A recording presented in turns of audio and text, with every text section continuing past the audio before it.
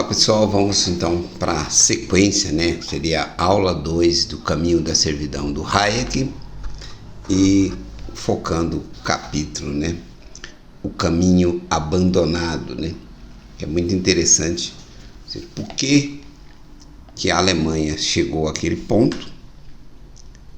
Devido ao fato de ter trilhado, flertado, militado em prol da causa anti-liberdade. Até porque, na década de 20, durante a Primeira Guerra Mundial, na década de 10 e década de 20, na Alemanha havia um desprezo total pelos preceitos do liberalismo econômico, pelos preceitos da liberdade. Então é importante destacar, vou ter que fazer algumas leituras rapidinhas aqui, ó. Ele diz: quando o curso da civilização toma um rumo inesperado, quando ao invés do progresso contínuo que nos habituamos a esperar, vemo-nos ameaçados por males que associamos à barbárie do passado, naturalmente atribuímos a culpa a tudo, exceto a nós mesmos. Não temos todos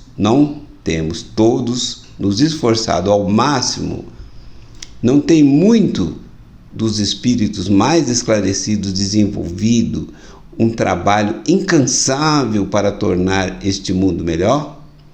Não estiveram nossos esforços e esperanças voltados para a maior liberdade, justiça e prosperidade? Se o resultado diverge tanto dos objetivos, se ao invés de liberdade e prosperidade, servidão e miséria surgem-nos à frente, não é óbvio que forças sinistras frustraram nossas intenções e somos vítimas de algum poder maligno que é preciso dominar antes de retornarmos ao caminho para um mundo melhor? E aí ele vai desenvolvendo, fazendo esse questionamento a respeito do que é que levou a sociedade ocidental, desenvolvida, europeia, né, ao totalitarismo. Um outro ponto que ele chama a atenção aqui, ele diz na página, esse foi na página 38, está na página 39, ele diz: conquanto a primeira tarefa seja agora vencer a guerra, a vitória nos proporcionará, a guerra está se referindo à guerra contra o nazismo, né? A vitória nos proporcionará apenas outra oportunidade para enfrentar os problemas básicos e encontrar um meio de evitar o destino que atingiu a civilização congênita. Não deixa de ser difícil pensar na Alemanha, na Itália e na Rússia, não como mundos diferentes, mas como os produtos de uma revolução de ideias, da qual nós mesmos participamos. É mais fácil, é mais cômodo, pelo menos no tocante aos nossos inimigos, pensar que eles são inteiramente diferentes de nós e que aqui não pode acontecer o que lá aconteceu. Contudo, a história destes países, nos anos anteriores ao surgimento do sistema totalitário, apresentavam poucos aspectos estranhos à nossa. Bom, tem esse primeiro capítulo, Caminho Abandonado, da obra O Caminho da Servidão, é um primor, deveria ser lido nas escolas de ensino fundamental, ensino médio, nas universidades, em todos os cursos, nas igrejas, nos quartéis. É necessário. Interessante observar o que o Hayek destaca, né? Olha, a Inglaterra estava nesse momento, no início da década de 40, e escreve em 43, né? Estava numa batalha, digamos, terrível, enfrentando o nazismo, enfrentando o totalitarismo nazista, porque tinha o outro ainda para ser enfrentado depois. Mas aí uma outra história, que é o totalitarismo soviético. Mas estava no campo de batalha, estava inclusive sofrendo ataques de bombardeio e inclusive ataques de mísseis né? O V1, V2, V3, que era um tanto desastrado, mas estava sofrendo ataque já dos primeiros mísseis produzidos, né, como arma de destruição. Enfrentando o totalitarismo lá fora.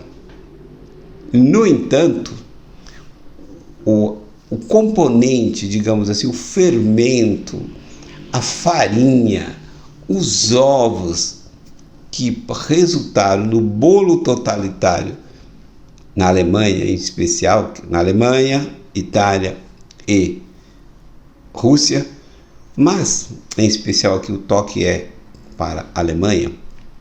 Então, esses mesmos condimentos, esses mesmos componentes que fermentaram lá, que resultaram no totalitarismo, eram os condimentos e os componentes que estavam, digamos assim, sendo cultivados no mundo livre, cultivados na Inglaterra.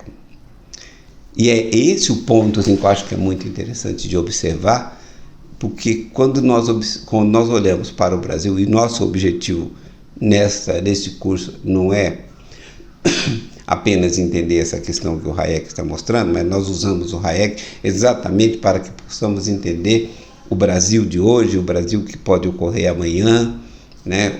Toda a nossa trajetória.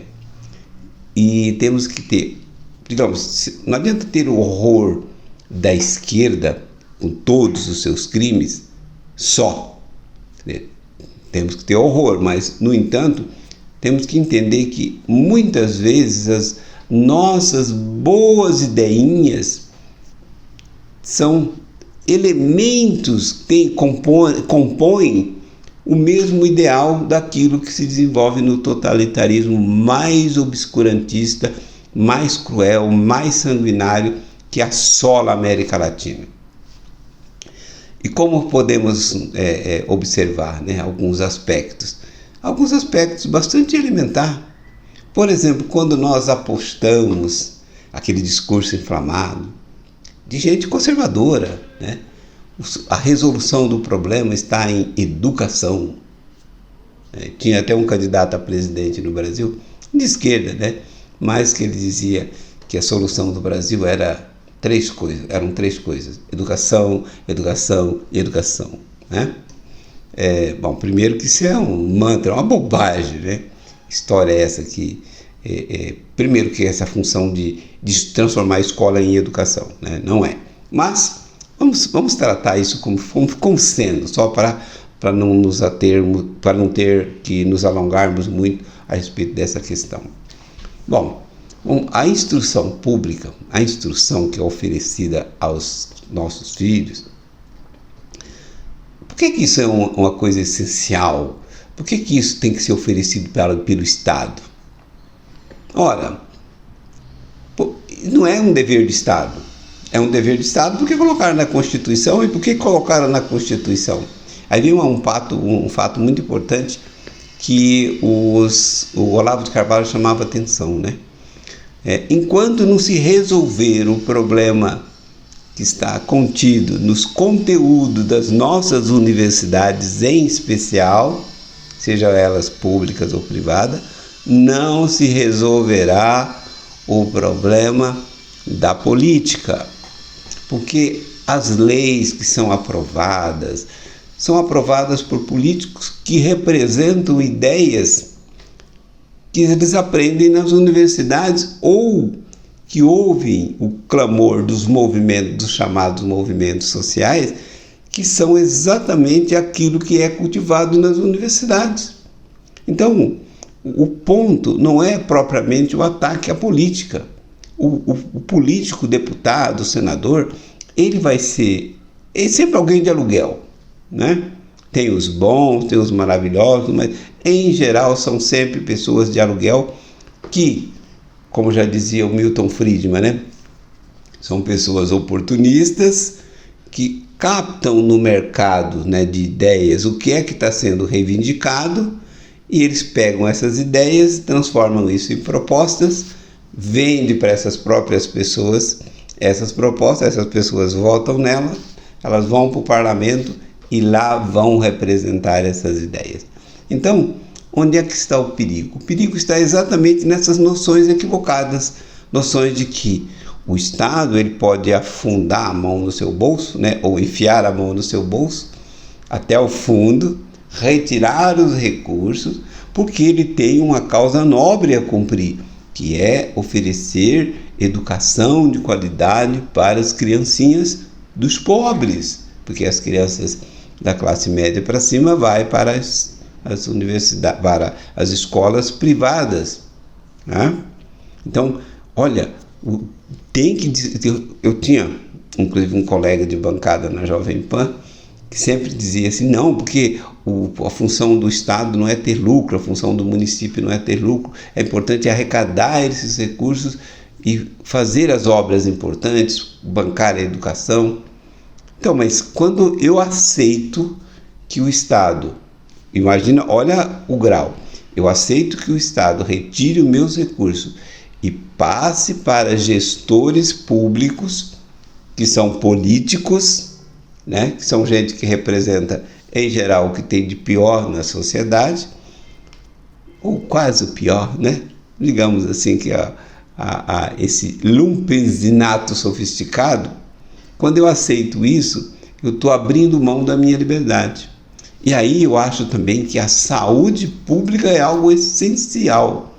Então temos que ter o SUS com toda essa capilaridade que existe no Brasil afora e que passa a impressão de que o SUS oferece serviços baratos para a população, ou seja, de forma barata consegue oferecer serviços bons para a população. Não, é o contrário. O SUS e todo o sistema de saúde pública, ele oferece saúde barata, ruim, que custa muito caro para o contribuinte e dar ao gestor público toda essa autonomia, por exemplo, que vimos durante a pandemia do Covid. Ou seja, a maior estupidez no campo da saúde, né, desde o Cabral, vamos dizer assim, aqui no Brasil, só para fazer um termo mais jocoso, né, foi cometido exatamente pelos gestores públicos. Então, se alguém quis ter possibilidade de enfrentar o vírus e sobreviver, teve que recorrer aos médicos particulares para lhe dar aquele remedinho que não pode dizer o nome, senão até no vídeo aqui, porque vai ficar no YouTube, vai ser derrubado, aquele remedinho proibido. Mas isso é um mito? Não, é um mito, isso é uma verdade, né? Inclusive eu acompanhei 42 pessoas durante o período auge da pandemia aí, que fizeram uso desses medicamentos proibidos, ninguém foi sequer internado, né? Então, digamos assim, quando você repassa para o setor público, você dá essa autoridade, você dá essa autonomia. Olha, o ministro da Saúde falou, vira lei. Você está abrindo mão de tudo que é.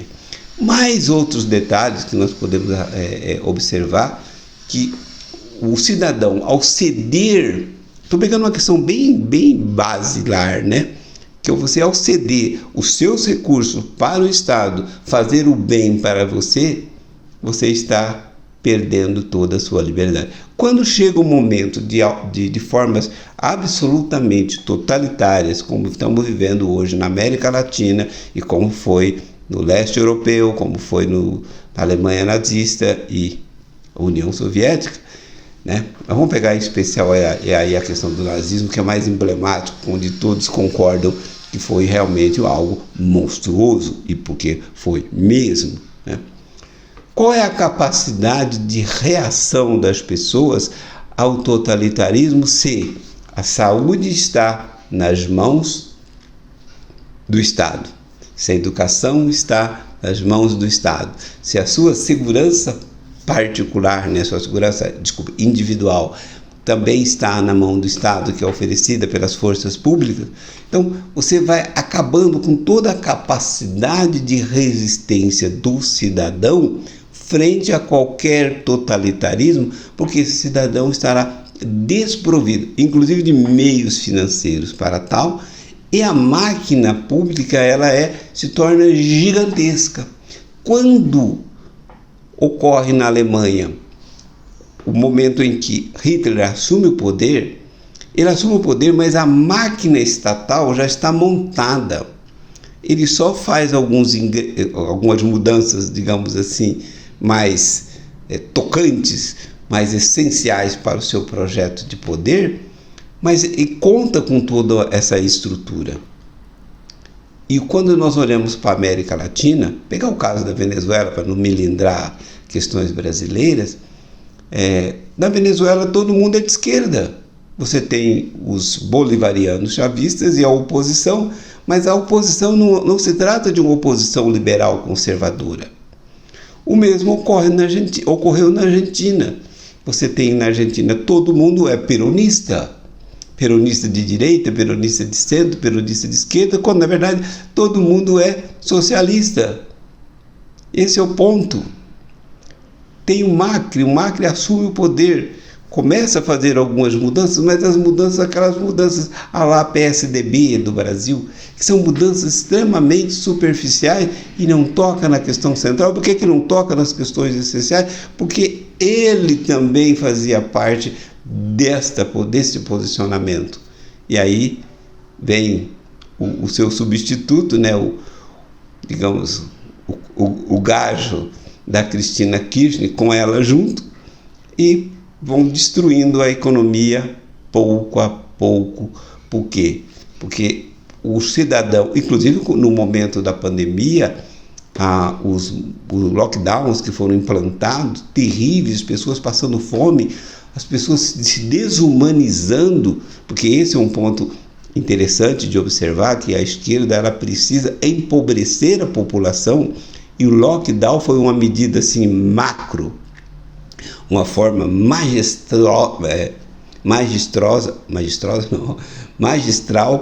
para empobrecer a população de forma coletiva, porque ao fechar os negócios, ao fechar as atividades econômicas, você reduz o padrão de vida das pessoas automaticamente, porque você reduz renda, promove o downgrade da economia, ou seja, a derrubada da economia, e você deixa todo o poder possível na mão do Estado. Voltando aqui, o Hayek ele destaca ainda que, embora até 1931 a Inglaterra tenha avançado muito lentamente no caminho trilhado por outros países, estava tão adiantada nesta ocasião que só aqueles cuja memória alcança os anos anteriores à Primeira Guerra Mundial sabem o que era o mundo liberal. Então, em 1931, a Inglaterra já estava absolutamente tomada por essas ideias totalitárias. Para fechar essa aula, acho que vou ter que fazer uma terceira, né, nesse caminho. É importante lembrar que como é que há essa reversão do pensamento, né? Ele destaca aqui, o Hayek destaca, por volta de 1870, as ideias liberais haviam atingido provavelmente seu ponto máximo de expansão para leste. Ou seja, as ideias liberais da Inglaterra foram no sentido do leste da Europa. No entanto, começa já a sofrer a partir daí um reverso, né? Ele diz, daí por diante, porém, começaram a retroceder e o ideário diferente, que não era novo, mas na realidade muito antigo, passou a avançar de leste para oeste. A Inglaterra perdeu a liderança intelectual na esfera social e política e passou a importar ideias. Nos 60 anos seguintes, a Alemanha converteu-se no centro de onde ideias destinadas a governar o mundo no século XX se propagaram para o leste e oeste. Hegel, Marx, Liszt, Sombart, Mohani, o socialismo em sua forma mais radical ou apenas a organização ou a planificação de natureza menos radical, o pensamento alemão foi pronta e amplamente importado e as instituições alemãs adotadas. É isso. Brasil também. Aqui no Ocidente, né, da América também. Então, nós acabamos sendo convencidos, né, a seguir o caminho da servidão. Também tivemos o nosso caminho abandonado quando olhamos desde a proclamação da República. O Império ele era muito mais liberal em todos os aspectos, desde liberdade de expressão, liberdade econômica, e depois com a República, que já nasce num golpe de Estado, vem com muitas turbulências e, por exemplo, o Estado Novo é uma boa expressão disso, Estado Novo do Getúlio Vargas, de apego ao totalitarismo, de um regime autoritário, de perseguição, de privação e há uma coisa que muita gente da direita gosta, até o Bolsonaro gostava no passado, né? Do Estado enquanto gestor, indutor, né? Um Estado rico em empresas. Ora, um detalhezinho interessante só para fechar, né? Quando a gente admite que tem uma empresa que cabe de fato ao Estado fazer essa empresa, a menos que seja algo voltado para a guerra, né? Aí se abre essa exceção. Quando o Estado se propõe a abrir uma empresa, o que ele faz? O Estado não tem dinheiro, o Estado não gera dinheiro, o Estado confisca dinheiro da população. Num termo mais anarcocapitalista, o Estado rouba a população, rouba dinheiro da população, dos contribuintes, que não são contribuintes, né? Contribuição pressupõe que é algo que você contribui livremente. Então, vamos imaginar, vamos formar uma transportadora. O que o Estado fará? Como é que ele fará isso?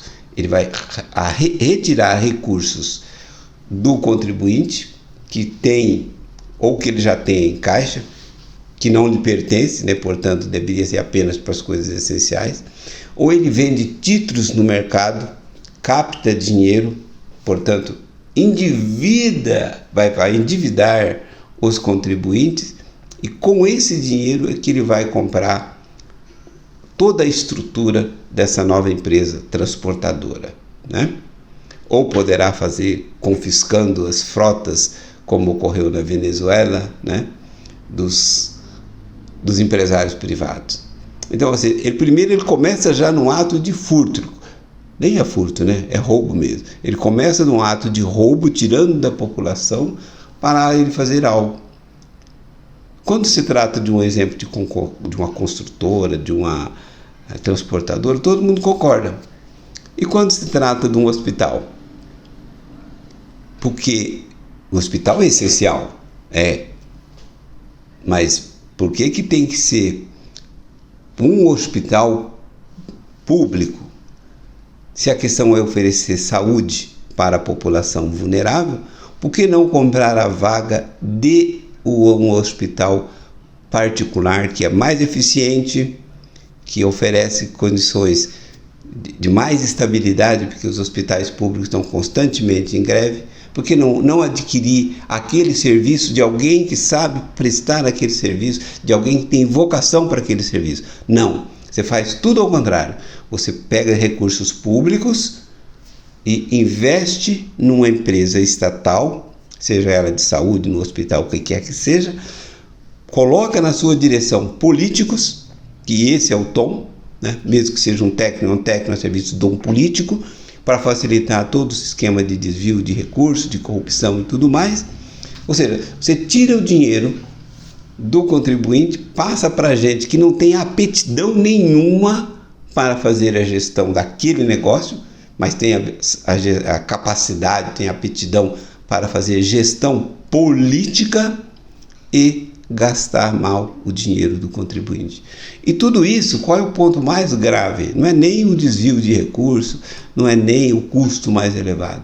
O mais grave, como coloquei anteriormente, é que você tira a capacidade do cidadão, você tira a liberdade do cidadão, primeiro dele escolher, e você tira a capacidade dele de fazer as suas escolhas em outros sentidos, porque todos os seus recursos estão sendo canalizados para o Estado.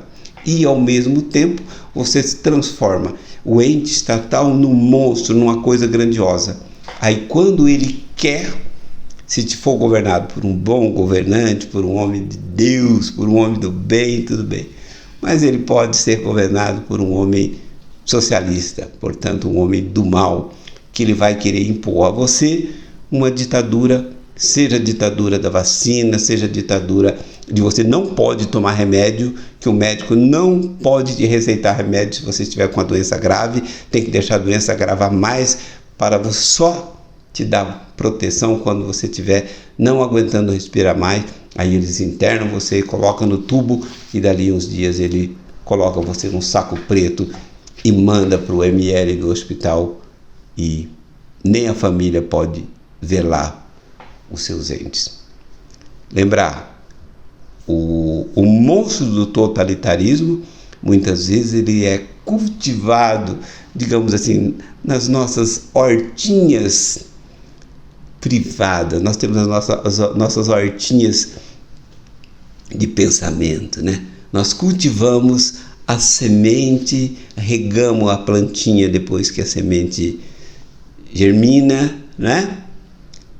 E aí esse monstro esse totalitarismo, essa semente, digamos, essa plantinha cresce e vira uma coisa monstruosa que nos engole.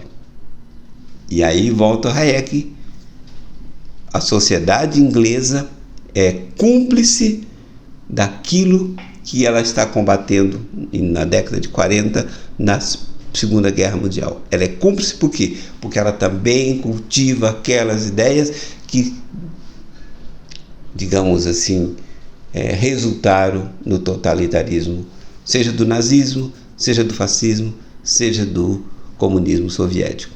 Todos são socialistas, seja o totalitarismo que hoje graça em quase toda a América Latina. Até a próxima, não sei se eu faço uma terceira para completar, vai depender das pessoas que estão acompanhando as minhas aulas, ainda antes de ser publicadas, para dizer se eu preciso fazer mais algo completando o caminho da servidão.